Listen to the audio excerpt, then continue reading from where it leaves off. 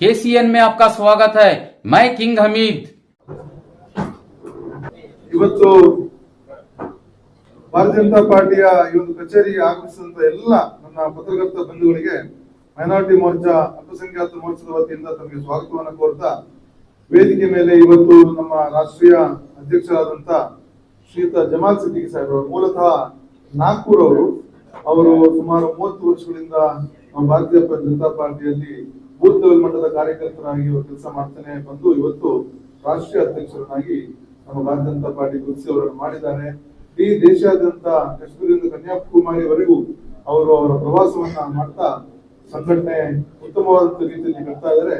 ಅವರು ತಮ್ಮನ್ನು ಉದ್ದೇಶಿಸಿ ತಮ್ಮ ಪ್ರಶ್ನೆಗಳಿಗೆ ಉತ್ತರವನ್ನ ನೀಡ್ತಾರೆ. ಅವರು ಹಿಂದಿಯಲ್ಲಿ ಮಾತಾಡ್ತಾರೆ, ತಾವು ಕೇಳಬಹುದು. ಏನಾದ್ರು ಸಂಶಯ ಇದ್ರೆ ನಾನು ಅದನ್ನ ತರ್ಜುಮೆ ಮಾಡ್ಕೊಡ್ತೇನೆ. ಧನ್ಯವಾದ. ಅವರ ಜೊತೆ ಇರುವಂತವರು ನಮ್ಮ ರಾಷ್ಟ್ರೀಯ ಅಲ್ಪಸಂಖ್ಯಾತ ಮೋರ್ಚಾದ ನಮ್ಮ ಕಾರ್ಯಕಾರಿಣಿ ಸದಸ್ಯರು ಹಾಗೂ ಕರ್ನಾಟಕದ ಪ್ರಭಾರಿಯಾದಂತ ಶ್ರೀಯುತ ಸುಮಿತ್ ಜಾರ್ಜ್ ಅವರಿದ್ದಾರೆ. ಅದೇ ರೀತಿಯಲ್ಲಿ ನಮ್ಮ ಅಲ್ಪಸಂಖ್ಯಾತ ಮೋರ್ಚಾದ ಕಾರ್ಯಕಾರಿಣಿ ಸದಸ್ಯರಾದಂತ ಶ್ರೀಮತಿ ರೋಜಿತಾ ಡಿಸೋಜ ಅವರಿದ್ದಾರೆ. ನಮ್ಮ ಅಲ್ಪಸಂಖ್ಯಾತ ಮೋರ್ಚಾದ ಜಿಲ್ಲಾ ನಗರ ಅಧ್ಯಕ್ಷರಾದಂತ ಶ್ರೀಯುತ ವಿನೋದ್ ಜೈನ್ ಅವರಿದ್ದಾರೆ. ನಮ್ಮ ಮೊಹಮ್ಮದ್ ನಸೀರ್ ಅವರು ಅಲ್ಪಸಂಖ್ಯಾತ ಮೋರ್ಚಾದ ಅವರು ಮೂಲತಃ ರಾಯಚೂರು ಅವರು ಕಾರ್ಯಕಾರಿಣಿ ಸದಸ್ಯರಿದ್ದಾರೆ. ನಮ್ಮ ನೇಮಿಚಂದ್ ಜೈನ್ ಅವರು ಪಿರಿಯಾಪಟ್ಟಣದವರು, ಅವರು ಕೂಡ ಕಾರ್ಯಕಾರಿಣಿ ಸದಸ್ಯರು ಉಪಸ್ಥಿತರಿದ್ದಾರೆ. ನನ್ನ ಎಡಭಾಗದಲ್ಲಿ ಅಕ್ರಮ್ ಅವರು ನಮ್ಮ ಗ್ರಾಮಾಂತರ ಅಲ್ಪಸಂಖ್ಯಾತ ಮೋರ್ಚಾದ ಮೈಸೂರು ಗ್ರಾಮಾಂತರದ ಅಧ್ಯಕ್ಷರಾಗಿದ್ದಾರೆ. ಶ್ರೀಯುತ ಎಸ್.ಎನ್. ರಾಜೂರ್ ಅವರು ರಾಜ್ಯದ ಉಪಾಧ್ಯಕ್ಷರು ಬೆಂಗಳೂರು ಅವರು ಬಂದಿದ್ದಾರೆ. ಅದೇ ರೀತಿಯಲ್ಲಿ ನಮ್ಮ ಪ್ರಭಾಕರ್ ಅವರು, ಶ್ರೀ ಪ್ರಭಾಕರ್ ಅವರು ಮೂಲತಃ ಕೆಆರ್ ನಗರದವರು, ನಮ್ಮ ಅಲ್ಪಸಂಖ್ಯಾತ ಮೋರ್ಚಾದ ಕಾರ್ಯದರ್ಶಿಗಳಾಗಿದ್ದಾರೆ. ಅದೇ ರೀತಿಯಲ್ಲಿ ನಮ್ಮ ಸಂತೋಷ್ ಪಾಲ್ ಅವರು ಮೈಸೂರು ನಗರದ ಪ್ರಧಾನ ಕಾರ್ಯದರ್ಶಿಗಳಿದ್ದಾರೆ. ಅದೇ ರೀತಿಯಲ್ಲಿ ನಮ್ಮ ತನ್ವೀರ್ ಅವರು ಕೂಡ ನಮ್ಮ ನಗರ ಅಲ್ಪಸಂಖ್ಯಾತ ಮೋರ್ಚಾದ ಪ್ರಧಾನ ಕಾರ್ಯದರ್ಶಿಗಳು ಕೂಡ ವೇದಿಕೆ ಮೇಲೆ ಇದ್ದಾರೆ. नमस्कार। जैसा कि हम सबको पता है, लोकसभा 2024 का महासंग्राम शुरू हो गया है और पूरे देश ने तय किया है कि इस लोकसभा में माननीय प्रधानमंत्री श्री नरेंद्र मोदी जी को 400 से ज्यादा सीटें देकर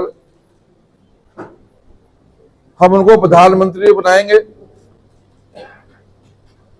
और देश ने दुनिया को ये संदेश देंगे कि अब भारत किसी के पीछे खड़ा नहीं होगा, अब भारत दुनिया को नेतृत्व करेगा। सभी समाज के लोगों ने माननीय मोदी जी को जिताने के लिए, तीसरी बार प्रधानमंत्री बनाने के लिए बैठक, सम्मेलन और संगोष्ठी के माध्यम से काम कर रहे। हमारा अल्पसंख्यक समाज भी कहीं पीछे न छूट जाए, इसके लिए देश भर में अल्पसंख्यक मोर्चा अल्पसंख्यक समाज के लोगों से बैठकर बातचीत करके उनको आगामी चुनाव में ज्यादा से ज्यादा घरों से निकलकर वोट देने जाए और सभी बूथों पर लीड मिले, इसके लिए हम कोशिश कर रहे हैं। जो माननीय प्रधानमंत्री श्री नरेंद्र मोदी जी ने देश भर के लोगों को विकास के मार्ग से जोड़ा है, जहां पानी नहीं था वहां जल जीवन मिशन के माध्यम से पानी उपलब्ध कराने का काम किया, जहां पर गरीबों को घर नहीं था प्रधानमंत्री आवास योजना के माध्यम से घर देने का काम किया, बीमार को इलाज मिले आयुष्मान भारत के माध्यम से आयुष्मान कार्ड देकर 5 लाख तक का इंश्योरेंस देने का काम किया, युवाओं को रोजगार के लिए मुद्रा योजना के माध्यम से, मुद्रा योजना में उनको 50,000 से लेकर 10 लाख का लोन मिले जिसकी कोई गारंटी ना हो, ये सारी योजनाएं जो प्रधानमंत्री ने कहा था वो करके दिखाया। और इस वजह से हमारा भी फर्ज बनता है कि हम प्रधानमंत्री श्री नरेंद्र मोदी जी को भारी संख्या में समर्थन देकर जो नारा दिया है भारतीय जनता पार्टी ने 400 पार का, उसमें कामयाब करें। इस मुहिम में आज मैं यहां पर जो हमारे राज्य के अध्यक्ष हैं अनिल थॉमस जी, उनके साथ यहां पर आया हूं, क्योंकि जो कर्नाटक है यहां के हमारे साथी बहुत भोले हैं और पिछली बार कांग्रेस ने उनको गुमराह किया, उनको अपनी बातों में उलझाया और कहीं ना कहीं हमारा जो साथी है यहाँ के हमारी भाई बहन है, उन्होंने निर्णय लेने में थोड़ी सी चूक कर दी। अब ये चूक फिर से ना होने पाए, अब हमारे साथ ठगी ना होने पाए, इसके लिए हम सब लोगों ने रणनीति बनाई है। राज्य के 28 लोकसभा सीटों में हमारे प्रदेश अध्यक्ष राज्य अध्यक्ष अनिल थॉमस जी ने लोगों को वहां पर प्रभारी के रूप में नियुक्त किया है। सारे विधानसभाओं में जो हमारे कार्यकर्ता है उनके माध्यम से हम लोगों के बीच में जाएंगे। इसलिए संवाद के माध्यम से जो हमारे समाज के मुस्लिम भाई हैं, क्रिश्चियन भाई हैं, जैन भाई हैं, सिख भाई हैं, उनके बीच में बैठेंगे। उनको हम बताएंगे कि इस प्रकार से भारतीय जनता पार्टी की सरकार ने, माननीय प्रधानमंत्री जी ने हमें योजनाओं के माध्यम से लाभ दिया और सबसे ज्यादा लाभार्थी अगर कोई है तो मुस्लिम समाज का है। हम बहनों के साथ हमारे बैठेंगे कि माननीय प्रधानमंत्री जी के आने के बाद हमारी बहनों को कितनी सुरक्षा मिली है। 3 तलाक जैसे कुरीति पर पाबंदी लगाई गई है। अकेली महिला जो हमारी है वो हज पर जा सकती है। महिलाओं की सुरक्षा के लिए हमारी सरकार संवेदनशील है। हमारे जो युवा है उनको हम बताएंगे कि किस प्रकार से 2014 से पहले भारतीय जनता पार्टी जब सरकार नहीं थी तो किस प्रकार से घोटाले होते थे, किस प्रकार से भ्रष्टाचार का बोलबाला था, किस प्रकार से देश में दंगे होते थे। दंगा मुक्त, भ्रष्टाचार मुक्त सरकार देने का काम हमारी सरकार ने किया है, जो पहले नहीं होता था। क्योंकि युवाओं को पहले क्या होता था अभी पता नहीं है। जो पहली बार वोट देने जा रहे हैं उन्होंने 10 साल से मोदी जी की सरकार को देखा है, उनको नहीं पता कि सड़कें कितनी खराब होती थी, उनको नहीं पता कि हवाई जहाज में हमें सीटें नहीं मिलती थी, किराया कितना महंगा होता था, उनको ये नहीं पता कि वंदे भारत ट्रेन कैसी होती थी। अभी ये जो हमें योजनाएं मिली हैं इसकी चर्चा हम युवाओं के साथ बैठकर करेंगे, हम किसानों के साथ बैठकर करेंगे। हम सब मिलकर आने वाले समय में प्रधानमंत्री श्री नरेंद्र मोदी जी को भारी बहुमत देकर 400 से ज्यादा सीटें देने का काम करेंगे। उसमें हमारा मोर्चा भी पूरी तरीके से सहभागी रहेगा। इसके लिए हमने एक कार्य योजनाएं बनाई है और उसको हम लागू करने के लिए आज यहाँ पर बैठे हुए हैं।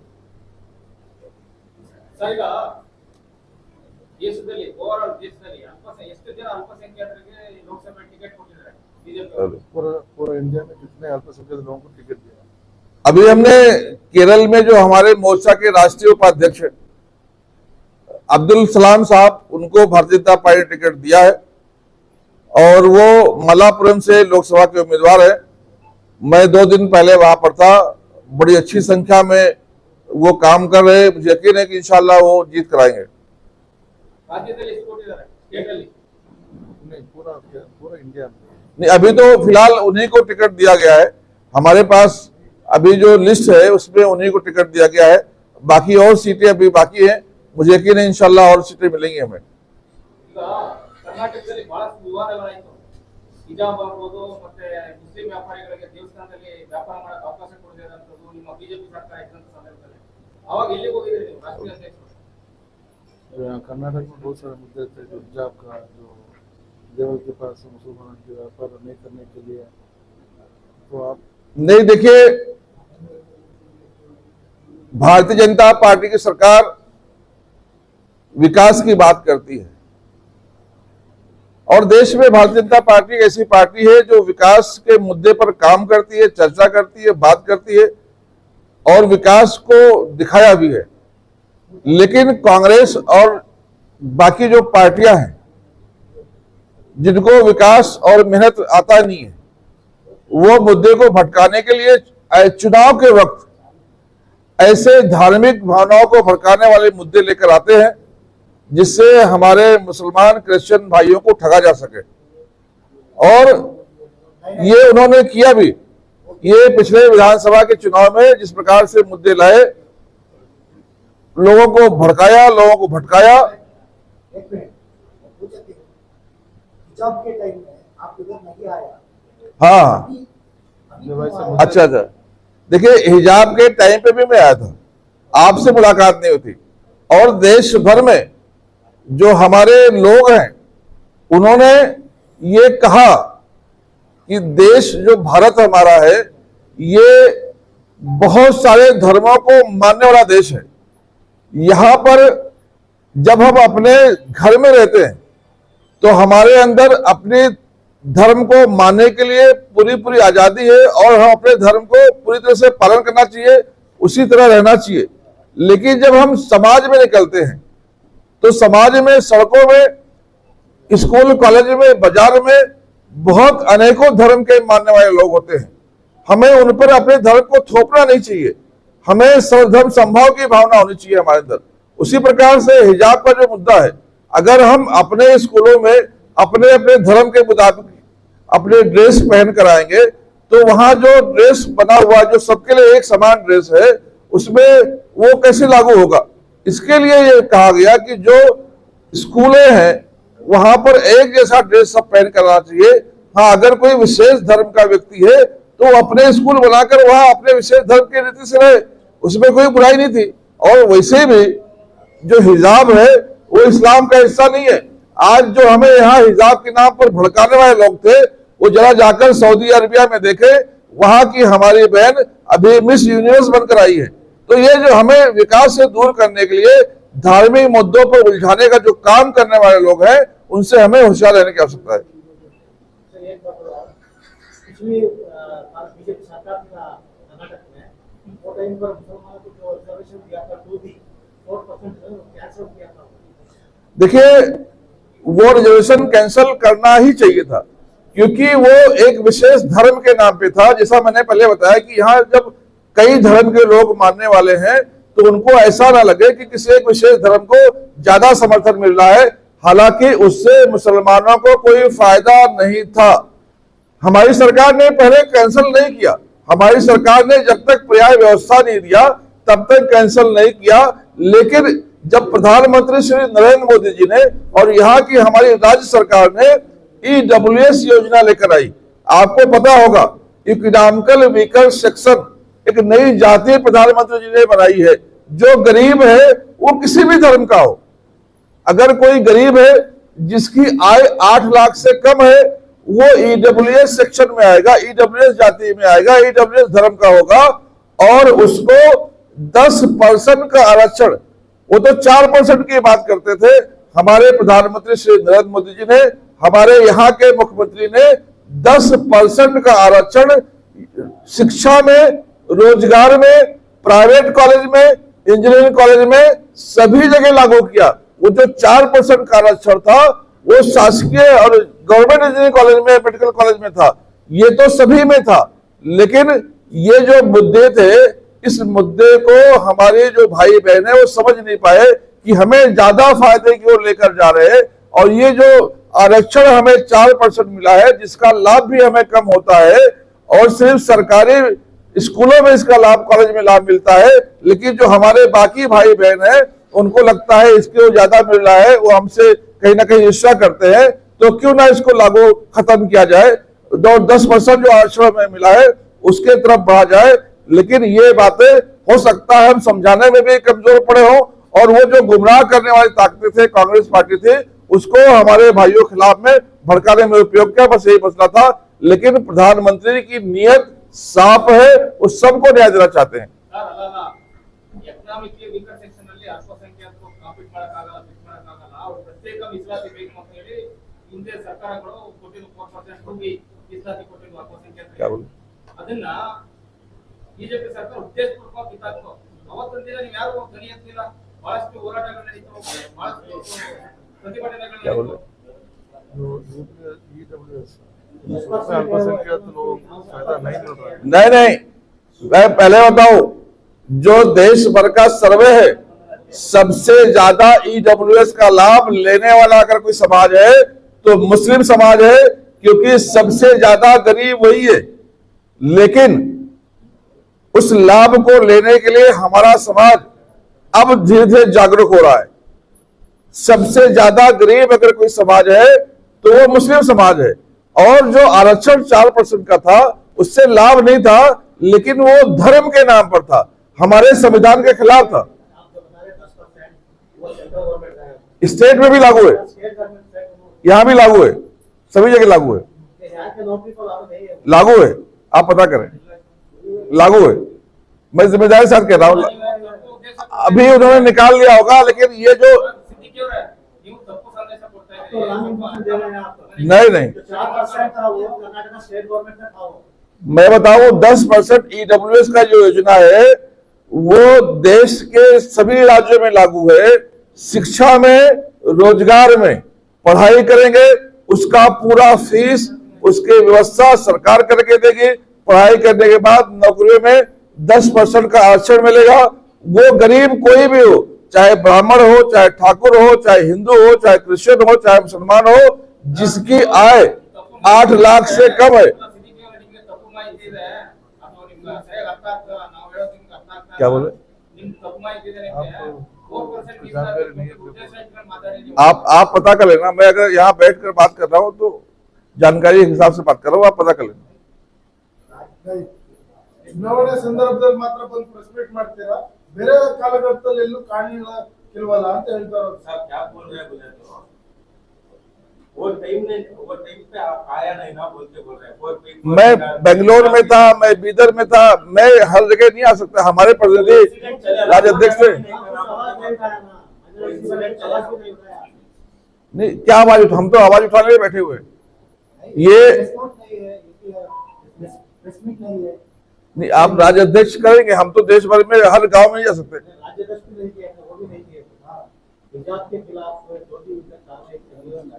देखिए मैं आपको बताऊं, भारतीय जनता पार्टी सभी धर्म को साथ लेकर सभी को न्याय देने का काम करती है। और ये आज से नहीं है, ये भारतीय जनता पार्टी जब से बनी है तब से है।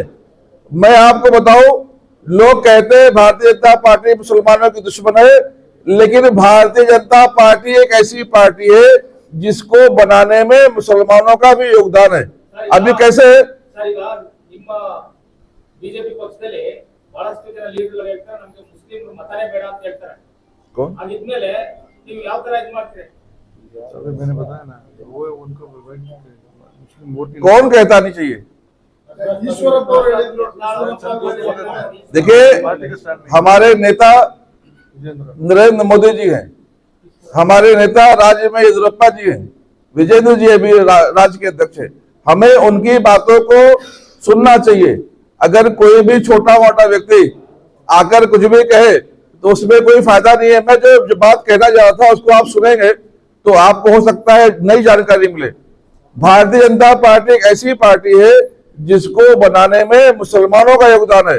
अब मेरी बात सुन लेंगे, मैं कुछ बता रहा हूं आपको, सुनेंगे? बताऊं? जानकारी ले, मैं आया हूं तो जानकारी लेना, मैं दे रहा हूं। तो भारतीय जनता पार्टी ऐसी पार्टी है जिसको मुसलमानों ने बनाया। कैसे बनाया? जब जनसंघ तोड़कर जनता पार्टी बनी इमरजेंसी वक्त, और जनता पार्टी की सरकार में जब कहा गया कि या तो संघ की सदस्यता ले अटल जी को, या फिर जनता पार्टी के सदस्य रहे, अटल जी ने कहा हम सरकार में नहीं रहेंगे। सरकार से बाहर आने के बाद उनके साथ जो बाहर आए वो मंत्री पद छोड़कर बाहर आए, वो सिकंदर बख्त थे, हाजी सिकंदर बख्त। उन्होंने कहा कि जनता पार्टी के साथ मुसलमान सुरक्षित नहीं है, और मुसलमान अगर सुरक्षित है तो हिंदू भाइयों के साथ में, अटल जी के साथ में है। मैं जनता पार्टी से इस्तीफा दे रहा हूं, मैं अटल जी के साथ जाऊंगा। वो बाहर आए और उनके बाहर आने के बाद सबने मिलकर भारतीय जनता पार्टी की स्थापना की। वो भारतीय जनता पार्टी की जो पहली मीटिंग हुई स्थापना की, वो मुंबई के दादर में हुई, और उस सभा की जो अध्यक्षता जिन्होंने किया वो थे मोहम्मद करीम छागला, जो मुंबई हाई कोर्ट के जस्टिस भी रह चुके हैं। उन्होंने उसकी अध्यक्षता की, वो मुसलमान थे। और जो भारतीय जनता पार्टी को बनाने वाले 4 मेन लोग थे, जो पहले राष्ट्रीय अध्यक्ष हुए वो स्वर्गीय अटल जी हुए, जो महामंत्री हुए वो श्री आडवाणी जी हुए, श्री मुरली मनोहर जोशी जी हुए, श्री हाजी सिकंदर बख्श जी हुए। अगर भारतीय जनता पार्टी के नियत में कोई खोट होती तो हाजी सिकंदर बख्श को संस्थापक महामंत्री नहीं बनाते। हम शुरू से हमारा जो लक्ष्य है अंत्योदय, जो समाज का अंतिम आदमी, जो पीड़ित है, जो शोषित है, जो वंचित है, जो परेशान है, उसके लिए काम किया जाए। धर्म के नाम पर हम कभी काम नहीं करते। हाँ, धर्म सबका सुरक्षित हो, इसलिए सब अपने अपने धर्मों की सुरक्षा के विषय में भी काम करते हैं, उसकी आवाज को हमेशा उठाते हैं।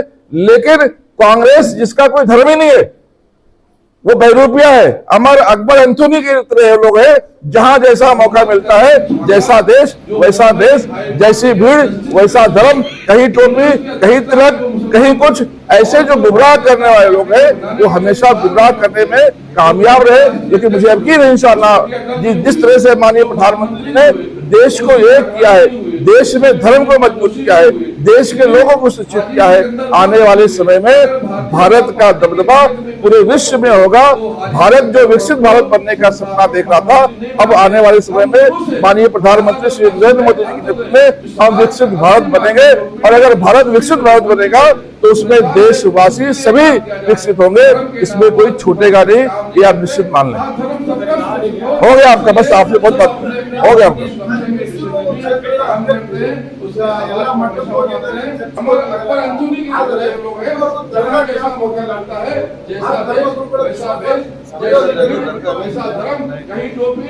भाई साहब, भारतीय जनता पार्टी पहले ऐसी पार्टी है और माननीय श्री नरेंद्र मोदी जी पहले ऐसे नेता है जिन्होंने सूफियों से मिलने का काम किया है। जो हमारा कार्यक्रम भी चल रहा है सूफी संवाद अभियान, क्या बोल रहे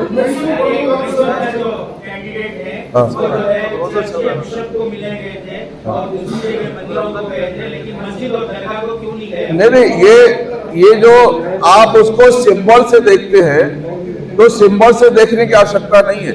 अभी मैं भी यहाँ पर आया हूँ, मैं भी कल मस्जिद में क्या इफ्तार किया, मैं भी दरगाह जाऊंगा, हो सकता है मैं मंदिर ना जाऊं। तो जिसकी जहां आस्था होती है वहां आदमी पहले जाता है। हमें राजनीति नहीं करना है ये है? और वो आवश्यकता अनुसार जाएंगे। ये दिखाने का काम कांग्रेस करती है। आवश्यकता के अनुसार जाएंगे, सभी जाएंगे, किसी से भेद नहीं है।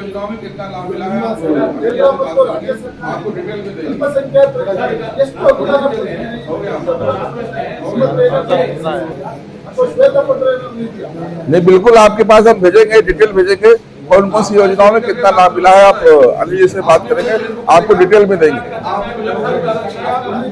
हो गया आपका, हो गया।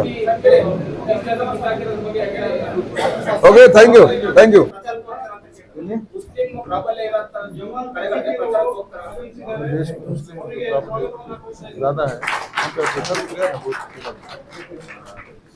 आप थोड़ा स्टडी करके बात करोगे तो मजा आएगा।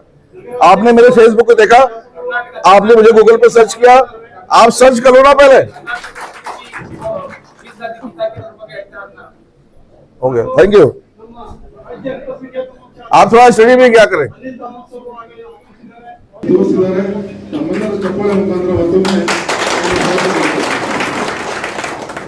ಈಗ ನಮ್ಮ ಕ್ಯಾಂಡಿಡೇಟ್ ಯದುವೀರ್ಜಿ ಅವರು ಅನೇಕ ಜಾಗಗಳಲ್ಲಿ ಪ್ರಚಾರ ಮಾಡಿ ಹೋಗ್ಲಿಕ್ಕಿದ್ದಾರೆ.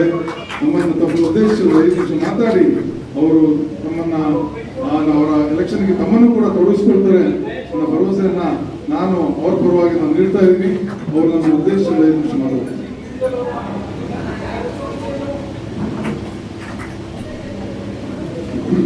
ರಾಷ್ಟ್ರೀಯ ಅಲ್ಪಸಂಖ್ಯಾತರ ಅಧ್ಯಕ್ಷರಾದ ಶ್ರೀ ಜಮಾಲ್ ಸಿದ್ದಿಕಿ ಅವರೇ, ನಮ್ಮ ಸ್ಥಳೀಯ ಎಲ್ಲ ಮುಖಂಡರೇ, ಎಲ್ಲ ನಮ್ಮ ಪಕ್ಷದ ಕಾರ್ಯಕರ್ತ ಸಹೋದರ ಸಹೋದರಿಯರೇ,